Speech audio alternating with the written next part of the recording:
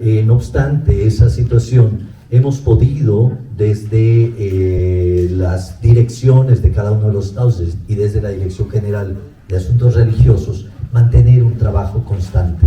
De hecho, de alguna manera y un poco paradójicamente, hemos fortalecido también ese vínculo.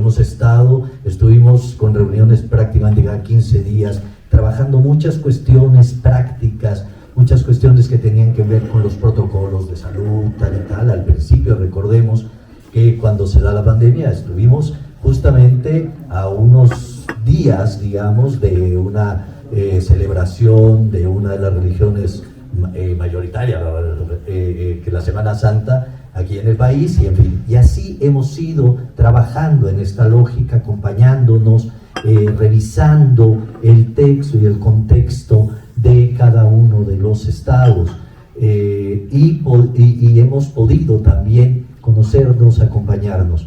Pero en este sentido y en esta lógica también de generar una narrativa, como una narrativa que también fortalezca el trabajo que hacemos desde las direcciones generales, las direcciones de asuntos religiosos estatales y federal, que es ampliar el horizonte de trabajo que tenemos para poder también ser colaboradores, coautores de un proyecto de paz para este país, junto con las asociaciones religiosas y evidentemente con la comunidad, la sociedad en general.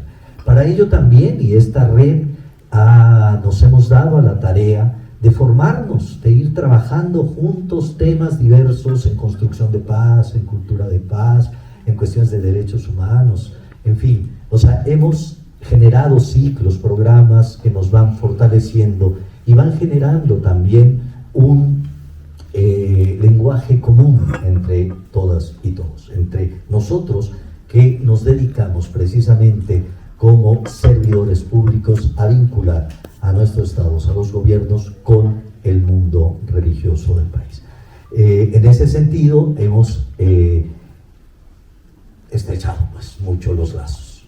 El poder vernos ahora es dar un paso más en este camino largo que hemos venido trabajando, y poder hacerlo de manera presencial también simbólicamente va abriendo ya una puerta distinta a esta relación que tenemos, no porque vayamos a dejar este aprendizaje que hemos tenido en estos 2 años de poder vernos cada 2 meses, poder seguir trabajando, pero también poder vincularnos con ustedes de manera presencial en la medida en que esto pueda ser.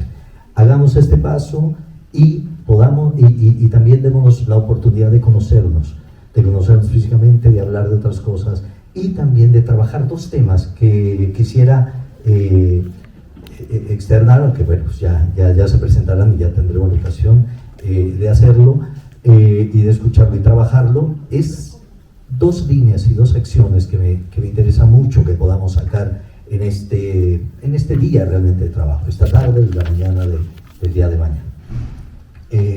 Una tiene que ver precisamente con reflexionar de manera colectiva, de manera colegiada, sobre el papel que tenemos como servidores públicos en el ámbito de lo religioso. ¿Cómo podemos nosotros ser actores también que llevemos un mensaje y un trabajo permanente, continuo, con el mundo, con estos asuntos religiosos del país y en cada uno de los estados en los cuales ustedes se encuentran?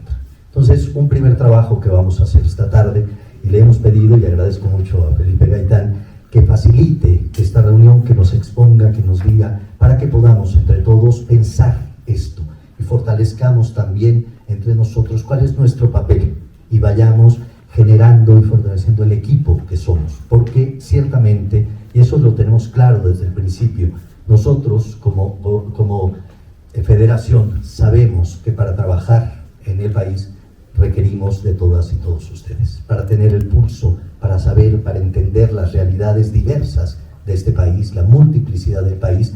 Necesitamos a los actores que están ahí en territorio, como ustedes eventualmente necesitan a los municipios y van necesitando esta diversidad que en cada uno de sus estados existe, que no es fácil de asir, ¿no?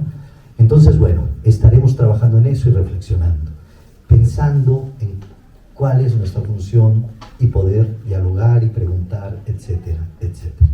El día de mañana, y eso quiero subrayarlo, estaremos presentando algunas acciones de manera muy breve que estamos desarrollando desde la Dirección General y que van en la línea de fortalecer el trabajo que hacemos desde aquí con la parte jurídica. Pero también, va a haber algunas y algunos de ustedes que se han sumado al trabajo, que ya son parte de este trabajo cotidiano y que somos ya Estado y Federación trabajando juntos. Presentaremos algunos proyectos de eso que estamos haciendo y finalmente tendremos la oportunidad con Rosa Inés, que está allá atrás, y agradezco muchísimo el esfuerzo, porque así como cada uno y cada uno de ustedes han venido de diferentes estados, ella ha llegado este día de Colombia y agradecemos mucho que esté por acá, para trabajar algo como un taller entre nosotros, para intentar vislumbrar de qué manera, qué acción, qué cosas podemos concretamente llevar a cabo en nuestros estados. Es decir, un taller que nos diga los cómo y que podamos reflexionar también sobre qué pasos podemos dar para llevarnos también una tarea colectiva, pero también individual, en cuanto a la construcción que tenemos que hacer. ¿Qué temas tenemos nosotros en la mesa, en la agenda, que podamos ver y vislumbrar junto con Rosa Inés y el trabajo que hagamos para poder caminar en este papel que nos toca y que hoy reflexionaremos, y después la acción que eventualmente estaremos llevando a cabo, y que bueno, sabemos que no es que empecemos de cero. Muchos hemos venido caminando ya durante un buen rato en este sentido, pero siempre hacer un alto, esto de reflexión, acción, es fundamental. Sentémonos, reflexionémonos, pensemos juntos y construyamos un país con un poco de mejores condiciones para vivir de manera fraterna, más unidos, más justamente. Yo agradezco mucho, de verdad, nuevamente, su presencia y bueno, no me queda más que pues decirle a José Abad que por favor presente a Felipe. Y gracias, Felipe, gracias Rosa Inés, y bueno, adelante. Pues muchas gracias, maestro, por sus palabras. En este momento ya nos acompaña el doctor Felipe Gaitán. Me permitiré leer un poquito de su semblanza, unas líneas de la gran experiencia que tiene el doctor. Él es licenciado en Sociología por la Universidad de Guadalajara, maestro en Ciencias Sociales por la Facultad Latinoamericana de Ciencias Sociales Flaxo, sede México, doctor en Sociología por el Centro de Estudios Sociológicos del Colegio de México, profesor investigador de la Universidad La Salle de México, profesor del Centro de Estudios Sociológicos de la Facultad de Ciencias Políticas y Sociales de la UNAM, también es miembro del Sistema de Investigadores de CONACYT, miembro de la RC22 Sociology of Religion, International Sociology Association, perdón el inglés, ¿verdad? Miembro de la Sociedad Internacional de Sociología de la Religión, integrante de la Asociación de Cientistas Sociales de la Religión de Mercosur e integrante de la Red de Investigadores del Fenómeno Religioso de la Religión en México. Por ahí tienen ya en sus kits algunos libritos justo de la RIFRE, que amablemente nos hicieron el favor de reimprimir con algunos datos del 2020. Y bueno, pues el doctor Felipe Gaitán nos va a compartir la conferencia El funcionariado público de asuntos religiosos y el papel en la construcción de paz. Le dejo el micrófono al doctor. Bienvenido, muchas gracias.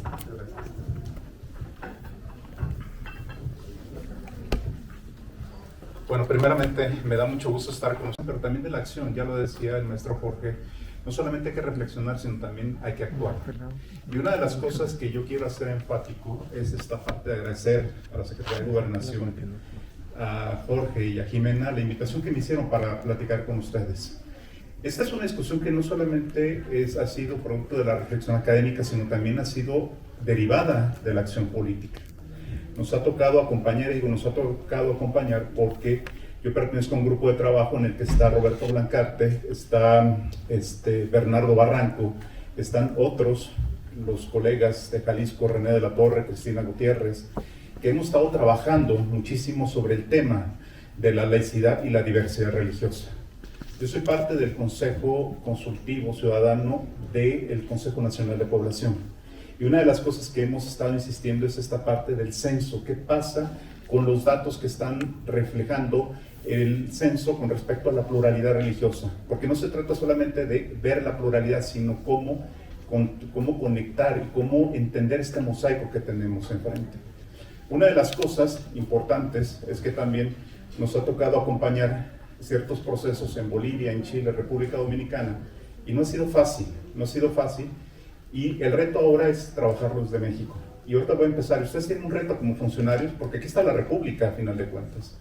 Está la República, y una de las cosas que casi siempre se entiende es que la laicidad es un tema nacional, pero también tiene expresiones locales que hay que tenerlo muy claro. Cuestiones locales, estatales, municipales. El tema cuando uno se enfrenta a tradiciones culturales que no necesariamente se están diferenciadas con tradiciones religiosas, ¿cómo gestionarlas? Hay una compañera en Jalisco, Cristina Guterres, que hizo un estudio en las escuelas que decía, ojalá no me toquen los aleluyas, ¿sí? Y era esta idea de no quiero a los protestantes en las escuelas, porque es más fácil trabajar con los católicos. Y así podemos ir con cada uno, y voy a poner diferentes ejemplos que nos ha tocado hacer énfasis en esto.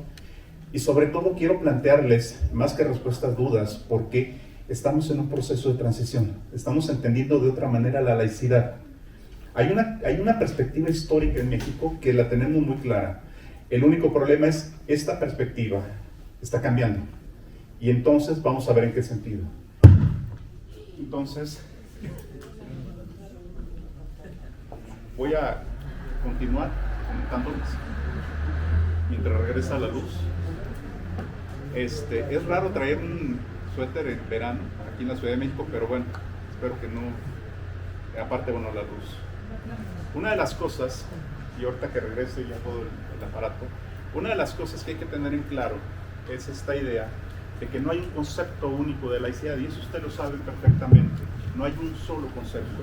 Es un concepto polivalente, ¿sí? En muchos sentidos, y que nos lleva a entenderlo no solamente en la parte académica, sino en su operación en los diferentes países, ¿sí? Hemos transitado de diferentes formas aspectos de entender la laicidad en su ámbito más primario, que es el tema del laicismo, este tema anticlerical, jacobino, que durante el siglo XIX pareciera estar muy arraigado en la forma de construir el Estado Nacional. Pero eso del siglo XIX pareciera muy lejano, no lo seguimos teniendo hoy todavía. Hay una segunda que es el tema de entender la laicidad como el Estado laico, esta parte de la separación entre Estado e Iglesia, es como si fuera una parte organizacional, que no es solamente eso. Uno puede tener una separación formal entre Estado e Iglesia, pero no ser laicos, ¿sí? Pero durante mucho tiempo esto fue parte de este proceso, de este momento que nosotros vivimos, y que de alguna manera lo que vemos es que esta separación en muchos países de América Latina no funciona relativamente como algo fáctico, sino simplemente de jure. Perú, Paraguay se dicen ser estados laicos, pero en realidad no lo son. O sea, son formalmente laicos, ¿sí? Y será interesante después con Inés, que bienvenida, la experiencia colombiana va a ser muy interesante cuando se da esta idea sobre el proceso de paz, la incidencia que tuvieron las iglesias, y que es muy interesante este proceso. Bueno, en ese sentido tenemos el Estado laico, pero también, acordémonos, la laicidad siempre se ha jugado con adjetivos. Siempre hay adjetivos. Se le ha llamado un laicismo, se le ha llamado Estado laico, se le ha llamado también una laicidad positiva. Y esto fue impulsado por el Papa Ratzinger con Sarkozy en Francia, en la cuna de la laicidad. La laicidad positiva es: reconocemos los ámbitos separados, tanto del Estado como de la Iglesia, pero pueden colaborar. Y nada más reconocía el tema de la laicidad católica. Después se sumaron otros, es decir, también nosotros.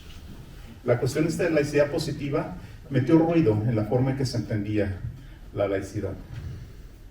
Y después, durante años, hay una declaración universal por las libertades laicas, que lanzan tres personajes: Roberto Blancarte de América Latina, México, Jean Boberot en Francia y Milot en Canadá, que habla sobre esta idea de entender la laicidad como un régimen de convivencia.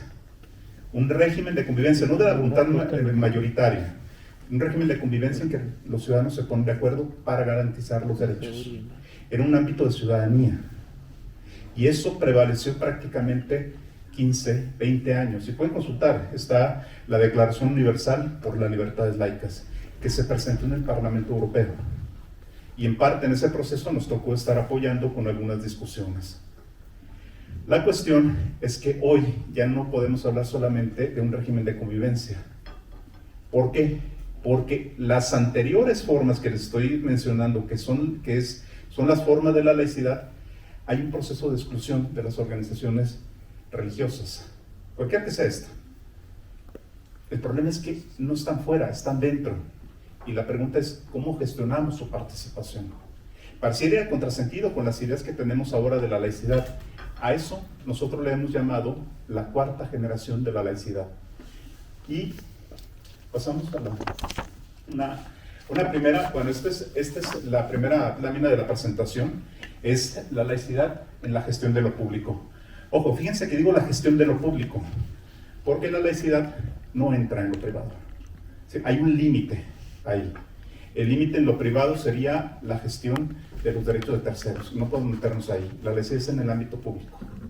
Y entonces, lo que vamos a ver en principio es cuál es el papel. Ustedes como funcionarios, cuál es el papel que tienen en este proceso. Y créanme que cada rato les estamos reclamando, ¿sí? Cada rato les estamos reclamando, oye, están violando, están vulnerando la laicidad, ¿qué vas a hacer? Y la respuesta es, siempre nos hemos quejado que la ley de asuntos religiosos no tiene dientes. ¿Dientes para qué? ¿Sí? Esa es una discusión que ahorita lo voy a mencionar. Esta es una imagen que ustedes pueden ver, que sintetiza muchísimo el tema de la laicidad, porque es cuando Napoleón Bonaparte le quita la corona al Papa y se la pone a su esposa, es decir, le quita el poder trascendente, lo toma el poder terrenal y dice, lo nombro yo directamente. Pasamos a la siguiente. Entonces, una de las cosas, la laicidad es un concepto multidimensional, polivalente, equívoco en muchos sentidos. Hay una tradición histórica, pero ojo, no significa que sea lineal, que una deje atrás a la otra, sino que a veces regresamos en ciertos contextos a exigencias particulares. A veces somos anticlericales, jacobinos, otras veces somos una laicidad positiva, otras veces jugamos en muchos sentidos. Y aquí viene un problema más adelante, porque no solamente es una cuestión histórica, conceptual, también es una cuestión de cómo se entiende en América Latina. ¿Pasamos? Muy rápido porque me emocioné y puse N cantidad de láminas, y ya cuando ustedes tengan caras metafísicas, le voy a parar. ¿Sí? Una de las cosas, hay que entender que hay variaciones nacionales. Hay variaciones nacionales que puede ser, por ejemplo, cuando estuvimos en Bolivia decían, es que somos un Estado laico. Yo decía, pero es una laicidad ambigua, y lo discutí. Curiosamente lo discutí con el Senado, y digo curiosamente porque después, con la que estuve discutiendo fue presidenta, ya Áñez, en ese momento, y ella me discutía, es que somos un Estado laico. Tenemos la Biblia y tenemos la Pachamama, dos invocaciones trascendentes en el Estado. Cuando supone que no, debería haber una invocación de la trascendencia. Pero bueno, así lo resolvieron ellos. Ustedes pueden ver una laicidad imaginaria, es decir, solamente de jure, pero no de facto, Perú y Paraguay. Y hay otra, que es la laicidad como tutela de lo religioso, como tutela política sobre lo religioso. Lo vimos en Nicaragua, y lo hemos visto en esta parte, en Cuba, en el Estado es el que gestiona no solamente la participación de las iglesias, sino la orientación misma. Y bueno, tenemos la laicidad como gestión de las iglesias, que es hasta donde está apuntando, pero aquí hay un problema, y ahorita se los voy a mencionar. Está la laicidad radical, que es la uruguaya, que es casi siempre el ejemplo que siempre mencionamos. Ellos, hacen una separación tajante, y tan es así que la semana de vacación, la Semana Santa es la semana de vacaciones, no la Semana Santa. El día de Navidad no es día de Navidad, es día de la familia. Entonces lo llevan a esto, puede parecer anecdótico, pero menciona algo puntual de cómo se entiende la laicidad. Hicimos una evaluación, nos tocó acompañar a 120 organizaciones en América Latina, y hay un documento que ustedes pueden consultar en internet, cómo se mide la laicidad en América Latina, que se llama el documento Mira que te miro, una evaluación sobre la laicidad en América Latina. Señalamos faltantes, señalamos algunas cosas. pero también señalamos lo oportuno que fue este estudio en su momento, y eso fue hace 2 años. ¿Pasamos? La primera pregunta es, ¿cómo concebimos la laicidad en México? Tenemos una noción histórica y hasta política, pero ustedes revisan en la ley, se ha dado la reforma de 1992, cuando se reconoce la personalidad a los ministros de culto, y la cuestión de propiedad, artículo 27 y 130. No soy abogado, soy sociólogo, pero quiero anotarlo. En 2012 se vinieron 2 cambios importantes. En México se hizo un país laico, pero nunca se había reflejado en la Constitución, excepto en el artículo referente a la educación. ¿Y saben por qué la educación? Porque la educación es donde se forma la ciudadanía, se forman las lealtades. Uno de los temas donde más se debate el tema de la laicidad es en el tema educativo. ¿Sí? Y ustedes lo pueden ver, tirios y troyanos, el pin parental de los conservadores, aquellos que hablan sobre el tema de la sexualidad, aquellos sobre los derechos sexuales y reproductivos, está presente ahí, en el proceso educativo, que no es el exclusivo, pero es el más importante en el cual se han dado las batallas. La única cuestión es que modificamos el artículo 40, reconocemos al Estado mexicano como un Estado laico, y se modificó el artículo 24 sobre la libertad religiosa o la libertad de religión. ¿Sí? Libertad religiosa es aquella que cada uno de nosotros tenemos para querer, practicar o pertenecer. La libertad de religión se refiere a las organizaciones. La pregunta es cómo se resuelve esto. ¿Referimos a las organizaciones o a las personas? Y si ustedes se fijan las dos, hay una tensión entre el artículo 40 y el 24. El único problema es que, y esto lo hemos peleado con los diputados, no han definido normativamente la laicidad. Tenemos referencias históricas y políticas, y eso ustedes se enfrentan como funcionarios de esto. O sea, están en ese interregno en el cual ustedes están moviendo constantemente y en esta tensión. ¿Pasamos? Una de las cosas, yo les decía, hay una 4ª generación de laicidad. Y me refiero, imagínense que son como olas. Una primera ola fue esta primera generación del laicismo, una cuestión anticlerical, una cuestión excluyente en el cual se limitaba y tenía una dedicatoria con la Iglesia Católica, porque era un elemento central, un jugador preponderante, dominante, en el cual se estableció este tema del laicismo. Y empieza en Francia y tenemos nuestras versiones latinoamericanas. Una segunda generación, ya para el siglo XX, que es el tema del Estado laico. Se centró muchísimo en el Estado laico a nivel organizacional, haciendo la separación. Y hay una tercera generación de laicidad, que es establecer un régimen de convivencia como un ámbito de ciudadanía. La cuestión es que estamos transitando la 4ª y no hemos resuelto cómo resolver esto. No hemos resuelto cómo gestionar esto, porque en este caso se habla de un régimen de gobernanza y en el cual prevalece la razón pública. Las iglesias, asociaciones religiosas, manifestaciones religiosas, ¿tienen derecho a estar en lo público? Sí. La pregunta es ¿cómo? Cosa que las 3 anteriores no los permitía. Había una cuestión de facto que estaban ahí. Esta, particularmente decían los ciudadanos, la tercera, los ciudadanos tienen que ser capaces de poder gestionar. Hay que hacer una división entre el creyente y ciudadano. Hagámoslo. Y eso se estableció. La pregunta es que hoy no se puede desdoblar esto. Y esa es una cuestión que les toca a ustedes, porque ustedes como funcionarios tienen una responsabilidad. Siempre lo hemos dicho, los ciudadanos tienen derechos y obligaciones, los funcionarios tienen obligaciones. ¿Sí? No tienen derechos, tienen obligaciones porque tienen un mandato que tienen que cumplir. ¿Pasamos? Y al final van a ver que me voy a enfocar a la 4ª generación, que es la parte que me interesa más discutir con ustedes. En este caso, ¿cuál es la laicidad que tenemos en estos elementos contextuales? La primera noción de laicidad es que en América Latina ha estado dirigida particularmente en relación con la Iglesia Católica, porque era otro poder frente a la Constitución del Estado Nacional. La única cuestión es que cuando empieza todo el tema del pluralismo religioso, se vuelve invisible en muchos sentidos, porque no son jugadores preponderantes. Está ahí, y la laicidad que hemos construido ha sido para descatolizar el espacio público. Y todos lo vivimos. Mucho de nuestra cultura política está inmersa en estas tradiciones y valores católicos. que no son exclusivos. Hoy tenemos una diversidad religiosa impresionante, empezando por los sin religión, ¿sí? Y ya ocupan un lugar preponderante también en nuestro escenario demográfico. Y bueno, esta parte, lo que tenemos es, el primer elemento es un declive de la catolicidad. Ustedes han visto que han venido bajando los índices de catolicidad. En los años 60 eran 98% de católicos.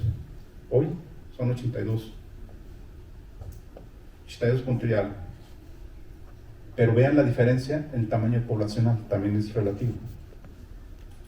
¿Qué pasa? Y le hemos encontrado en el análisis del INEGI, que me toca presentarlo ahora en CONAPO.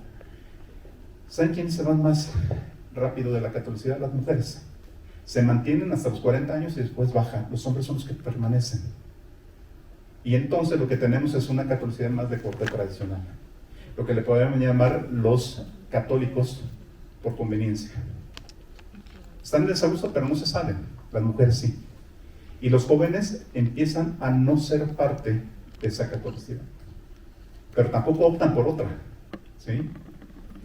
Y bueno, esta parte también tenemos una diversidad de otras denominaciones religiosas, no solamente cristianas. Siempre pensamos en una relación cristiana, pero ¿qué pasa con las comunidades musulmanas, judías, de otros cultos espirituales, orientales? ¿Sí? ¿Qué hacemos? Hace una manifestación en lo público, alguien se puede quejar. Y hubo en su momento un caso en Puebla que me tocó discutirlo en la radio, porque de repente se alzó la voz diciendo, están violando el Estado laico. ¿Por qué? Porque Cienciología está ahí metiendo su programa Camino a la Felicidad en las escuelas de la Sierra de Puebla. Y estuvimos con Bernardo Barranco en un programa de radio, cuando tenía Religiones del Mundo, discutiendo esto, y discutíamos con Cienciología. ¿Y saben quién impulsó esto? La Iglesia Católica. Y cuando sacan a los cienciólogos, a los materiales de la Cienciología, aparecen contenidos de una universidad que no va a ser de Puebla, pero es popular, llega y da el contenido apoyado por la Iglesia Católica. Es decir, tú sí, tú no, pero yo sí.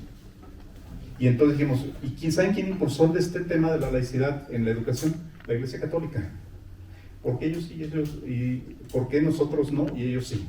Y había esta discusión constante. Tenemos también el boom de cultos, formas de participación que no están institucionalizadas. El dilema que tienen ustedes es que la referencia siempre es a instituciones, organizaciones establecidas. ¿Qué hacemos? Y digo qué hacemos porque estoy metido también con ustedes en esto. ¿Qué hacemos con identificar a aquellos que no están institucionalizados? ¿Sí? Y tenemos también una crecientes discursos morales que no son religiosos. Una de las cosas que la laicidad plantea no es el tema solamente religioso, es que prevalezca un elemento de acuerdo y consenso general sin ningún interés particular que prevalezca, sea religioso o no. ¿Sí? Porque a veces cuando se habla de la laicidad se centra en el tema religioso, o ya no, se abrió el espectro. Hay organizaciones seculares, laicas, que no plantean discursos religiosos, pero sí discursos morales. Y el otro que tenemos es la creciente población identificada sin religión. Ojo, no veamos con la apariencia. Los sin religión no significa que están más liberales, ¿eh? Los sin religión son aquellos que pueden practicar o creer en mil cosas, ¿sí? No son agnósticos ni ateos, no simplemente que no se identifican con el mapa que se está midiendo.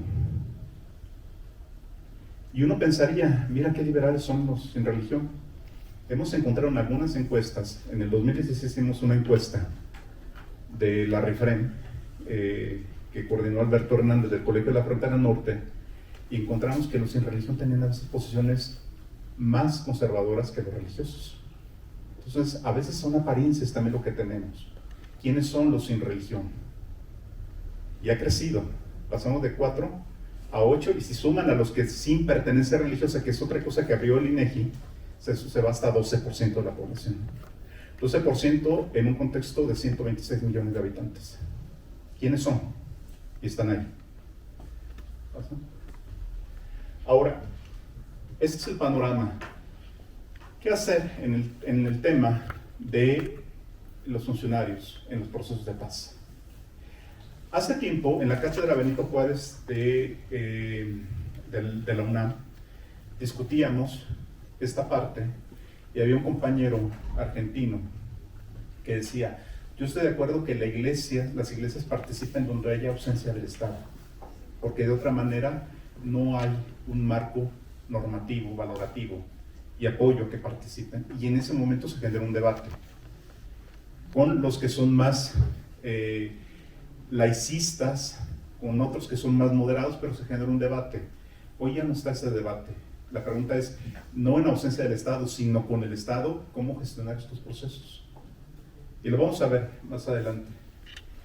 Pasamos al siguiente. Lo primero que hay que tener es esto que les decía. La laicidad refiere a un ámbito político normativo. Es una expresión del derecho y de la política, a diferencia de la secularización. La secularización es un proceso mucho más amplio, que habla sobre la diversidad, la pluralidad, la multiplicidad de opciones, donde ya la religión no encuentra el centro.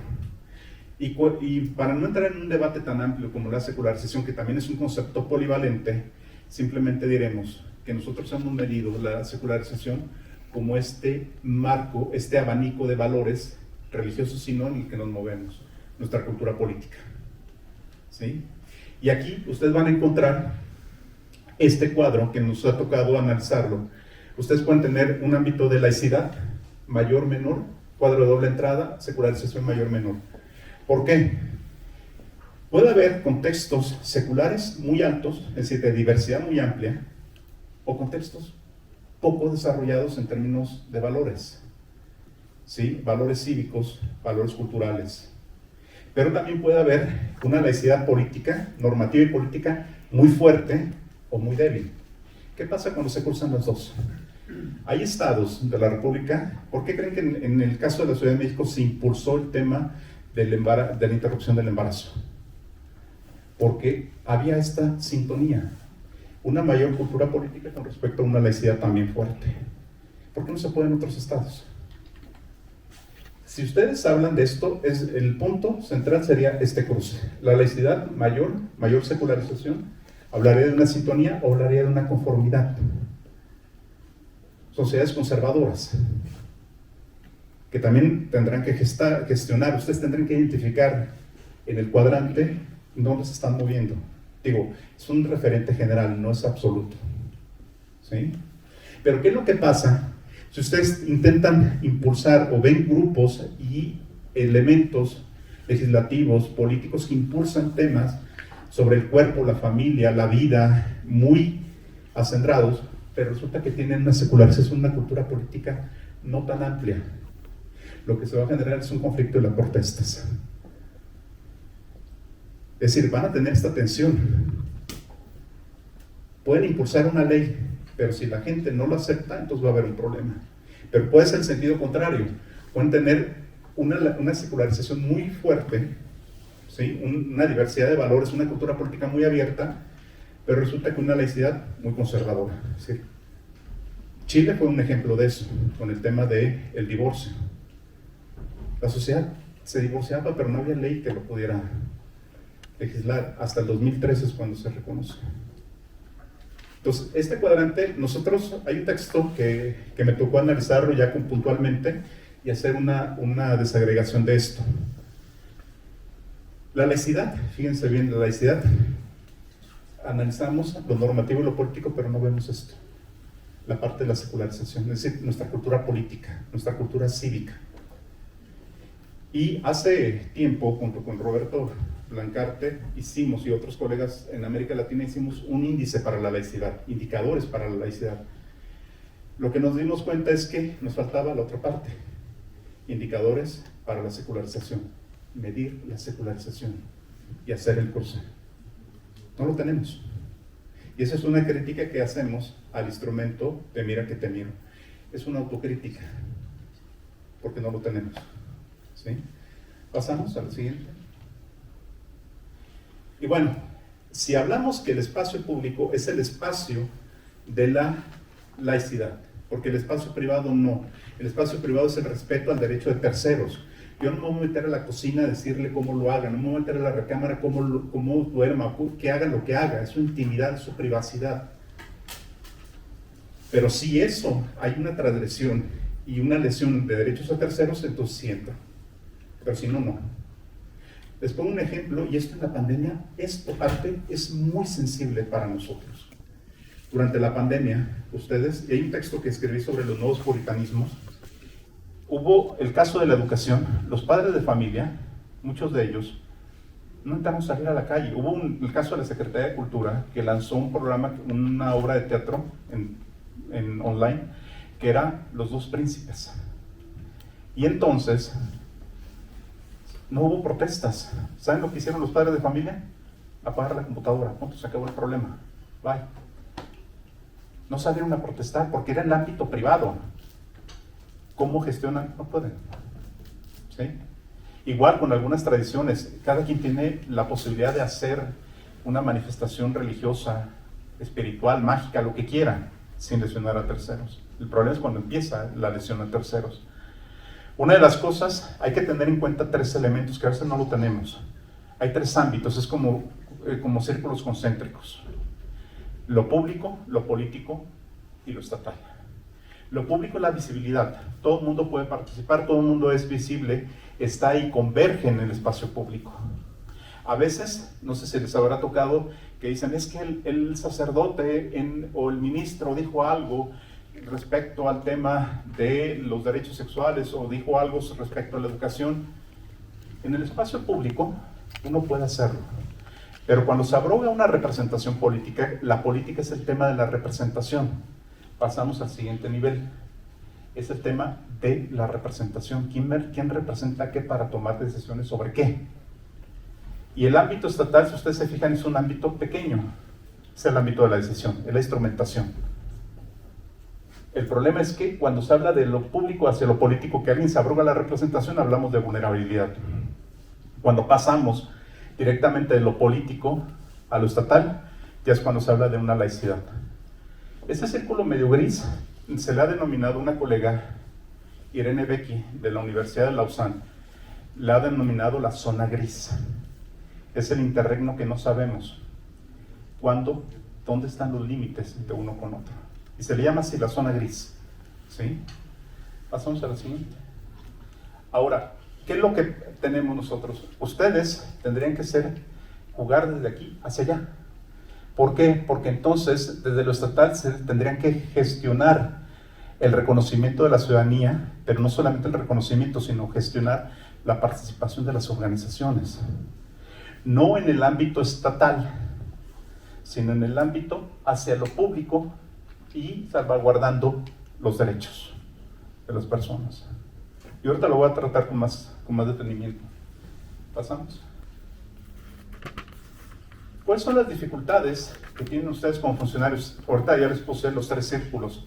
Por eso cuando se habla del tema casi siempre se hace un escándalo cuando se hace, hay que ver dónde estamos, en lo público, en lo político o en lo estatal.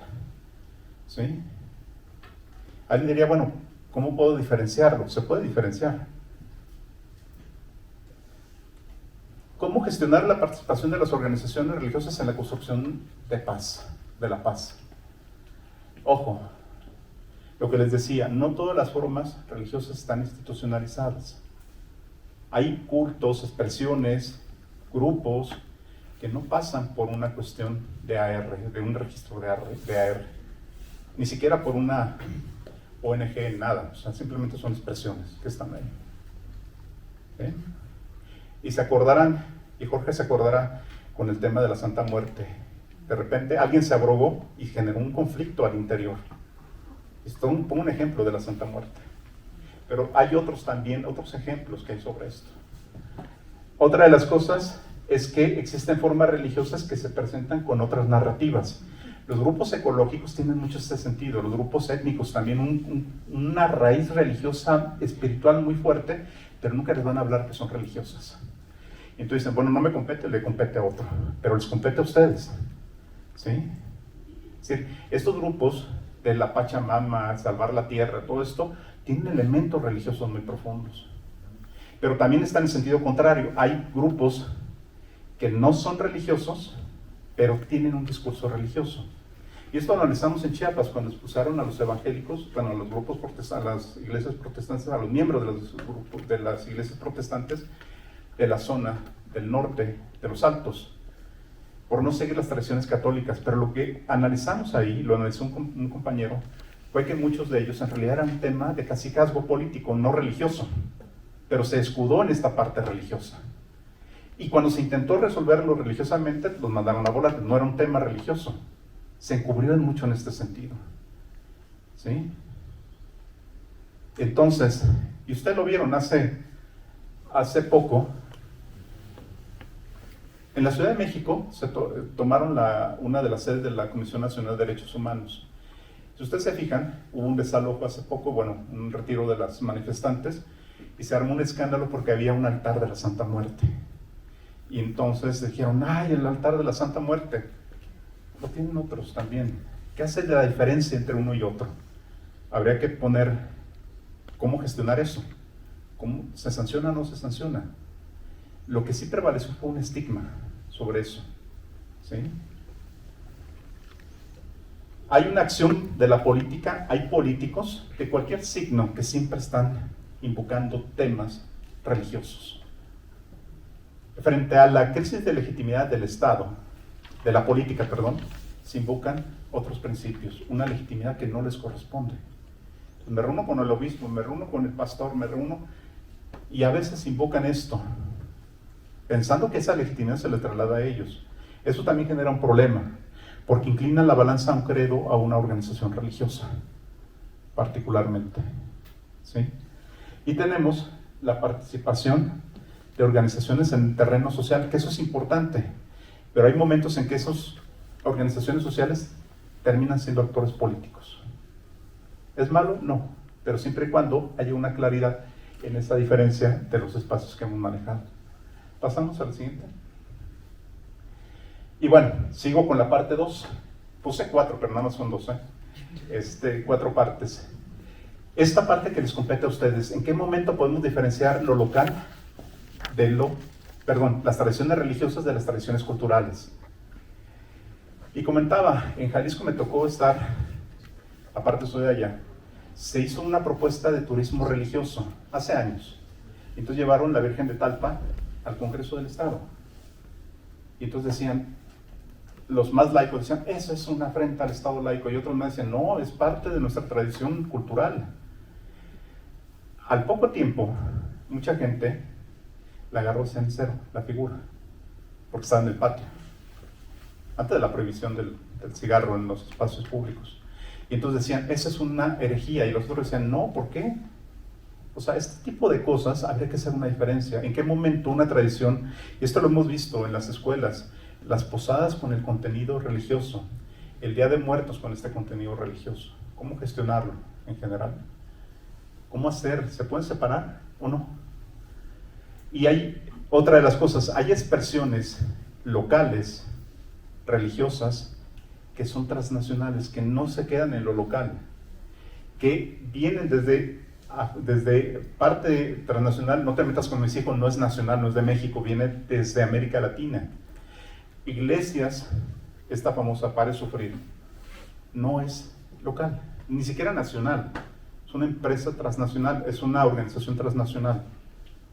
Bueno, la católica ya ni se diga, ¿sí? Es decir, a veces jugamos en las reglas locales, pero hay que entender que hay estos elementos nacionales y transnacionales también atrás. Y otra de las cosas, también cómo gestionar la participación. Esta es una discusión, porque dicen, vamos a limitar a los grupos conservadores, pero dejamos a los progresistas. Y ya acompañado a los grupos progresistas, y les digo, a ver, ¿se vale entonces? ¿Bajo qué reglas se vale que los dos participen? ¿O no? He estado en el foro cívico, he estado en el observatorio eclesiástico, he estado en otros lugares y siempre les he cuestionado esto. Y también del otro lado, no te metas con mis hijos, les digo, a ver, ustedes, no, es que nosotros impulsamos a los progresistas, le digo, están en la misma situación. Y los límites, en este caso, de lo público y lo privado. Casi siempre ustedes van a tener una gestión sobre lo privado, sobre lo público, pero las organizaciones siempre van a estar llevando el ámbito de lo privado a esa discusión. También hay que hacer la diferencia. Y bueno, por supuesto, hay un sesgo de posiciones autoritarias. Después de la pandemia hay un sesgo de posiciones autoritarias. Preferimos la seguridad a la libertad. Entonces, muchos grupos se han aprovechado de esta posición para poder impulsar su propia agenda. La pregunta es, ¿qué hacemos con todas estas dificultades? ¿Pasamos? Yo no me voy a quitar el suéter porque ya me dio calor aquí. Entonces, espero que no lo graben porque si no va a parecer que estoy haciendo striptease aquí. Hacia una laicidad de régimen de gobernanza. ¿Sí? Hay una parte que dice que la laicidad, a diferencia del régimen de convivencia, hay que ir construyendo un régimen de gobernanza. Y el régimen de gobernanza, en principio, imagina una laicidad de cuarta generación que no está terminada, ni siquiera estamos todavía en discusiones. No solamente en México, en Europa van un poquito más avanzados no que sean mejores, avanzados en términos de que ellos han podido gestionar de otra manera esta participación. Lo primero que no se debe de perder de vista es la tutela del Estado, porque el Estado es el que provee figuraciones políticas, imaginarios que van a marcar muchísimo esto, donde el Estado, la sociedad civil, asociaciones religiosas y actores no institucionalizados van a participar, y el Estado como el garante, como el árbitro de esto. Hay una dimensión de gobernabilidad y de gobernanza. La dimensión de gobernabilidad tiene que ver con estos niveles, y ya lo decía ahorita el maestro Jorge, la federación acompañada con los estados con los municipios, pero también a la inversa, tiene que haber una corresponsabilidad, una subsidiariedad, ¿sí? Y también con otros poderes del Estado, el ámbito judicial y el ámbito legislativo. Muchos de los problemas se terminan resolviendo judicialmente, cuando debería ser un ámbito de gestión, antes de llegar a este punto. Y otra de las cosas, esta es la parte, hay que construir una dimensión de cultura política. Les invito a que vean la última encuesta que hizo el INE y la Secretaría de Gobernación sobre el tema de nuestra cultura cívica. Se van a dar cuenta cómo estamos. No confiamos entre nosotros. Y aparte de no confiar, formalizamos muchas cosas que después se descubren que no. ¿Usted está de acuerdo en rentarle en que alguien de una expresión religiosa se manifiesta, o de una expresión, de una orientación o identidad de géneros participe en espacios públicos? Sí. ¿Le gustaría que viviera a un lado suyo? No. ¿Cómo lo haces?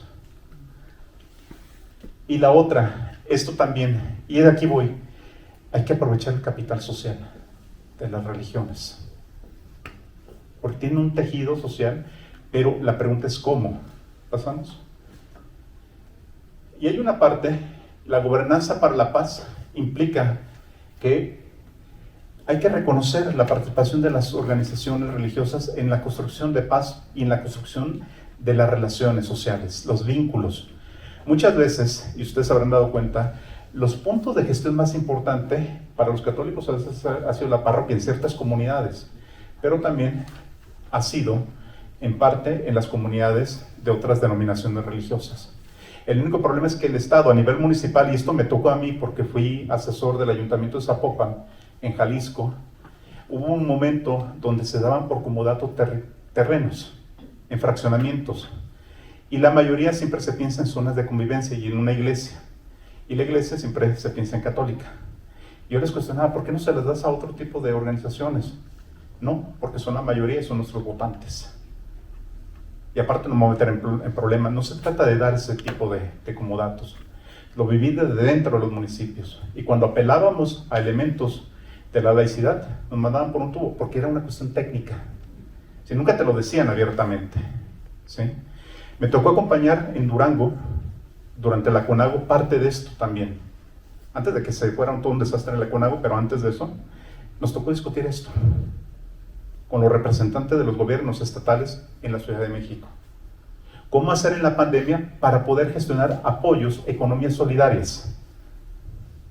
Y muchos de ellos dijeron, Hay que apoyarnos, no en las organizaciones religiosas, sino en los espacios donde se concentra la gente, parroquias, y lo primero es la laicidad. Estamos rompiendo el principio de laicidad. La pregunta es no romperlo, o no vulnerarlo, no violarlo, sino cómo gestionarlo. Y les voy a confesar algo. Hace 3 años, si yo hubiera dicho esto, créanme que ni yo me lo creo que lo estoy diciendo en este momento. ¿Por qué? Porque las cosas cambian, la historicidad cambia también. ¿Pasamos?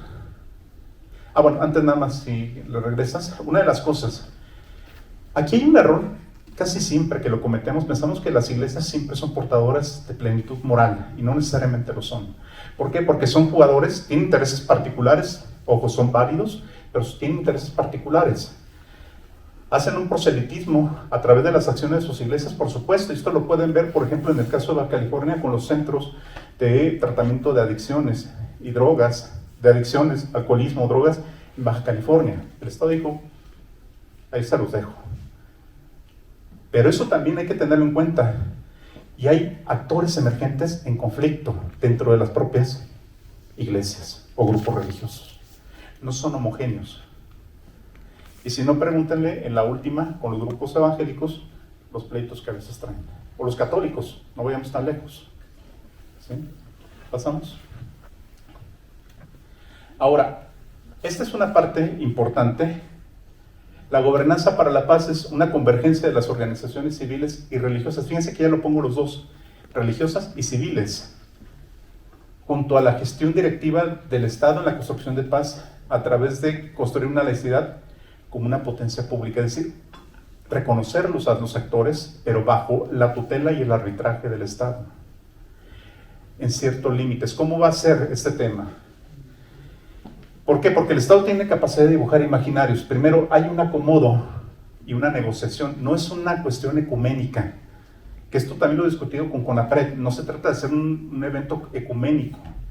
Se trata de sacar del ámbito de los principios teologales a un principio de razón pública.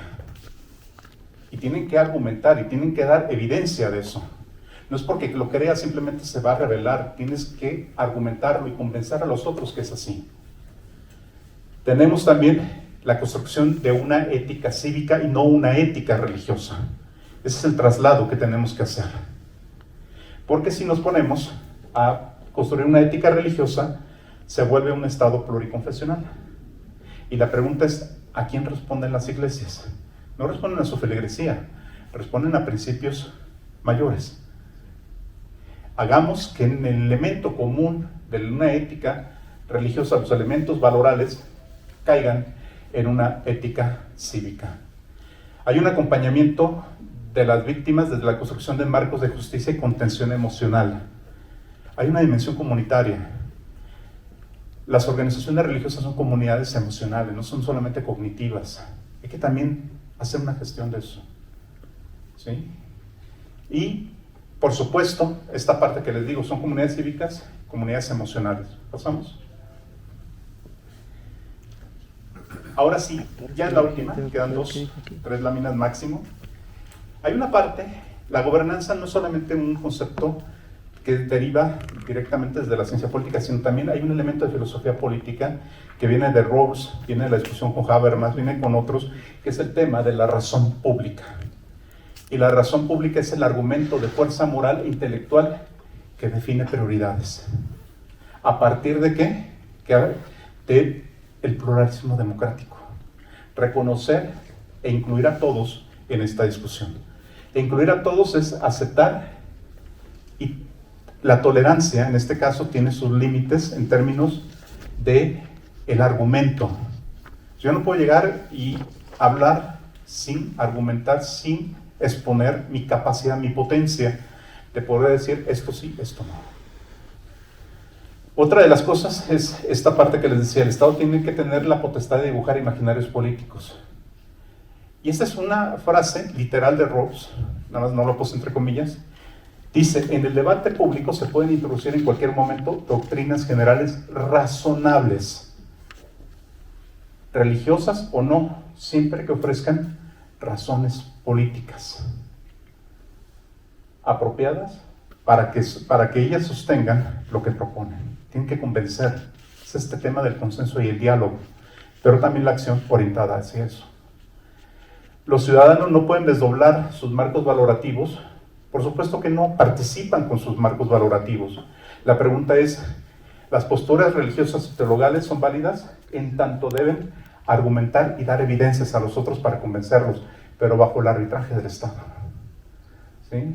Traducir sus convicciones en el juego democrático, y si no se puede traducir esto, simplemente no entra, no sirve para el consenso. ¿Pasamos? Y en esta parte, esta parte viene de el Estado es el árbitro del debate público y de la gestión de lo mismo. Permitir o no la participación de actores religiosos bajo el razonamiento público. Hay que exigir un razonamiento público, una argumentación constante. ¿Por qué? Porque de los argumentos plurales ya no construimos marcos normativos, marcos éticos religiosos, sino una cuestión que le llaman la integridad cívica hacia un compromiso colectivo. Se dice fácil, pero no es nada, porque a veces jugamos al ecumenismo, otras veces jugamos simplemente con actores que están ahí, pero excluimos a otros tantos.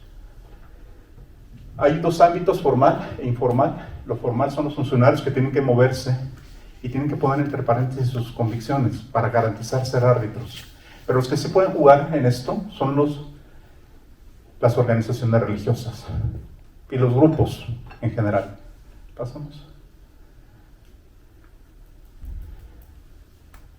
¿Cuál es la responsabilidad de los funcionarios públicos? Fomentar desde su actividad una cultura política, pero también evitar, o no se trata de que instauren ustedes actores religiosos como actores políticos.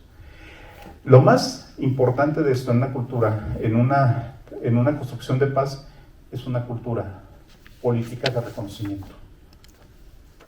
Que por supuesto va a haber actores sociales, pero no van a ser derivados de su propia acción, sino va a ser en el juego democrático, ellos van a tener que jugar bajo los principios de la razón pública. Y hay una parte en esta, es ir más allá de la garantía de los derechos ciudadanos, que es la tercera generación de la laicidad, e ir más hacia la gestión de las organizaciones para el malestar social, ocupar y necesitar gestionar ese capital social. Incorporar el capital social de las asociaciones religiosas y de otras organizaciones civiles es jugar a construir esta cultura política. ¿Sí? ¿Pasamos? Y bueno, esto es lo que ustedes se enfrentan. Una dimensión política, la representación, una dimensión de cultura política, los valores, una dimensión normativa, las leyes que ustedes tienen, y una dimensión desde las políticas públicas. Ese es el reto que tenemos. Y con esto yo termino. Muchas gracias.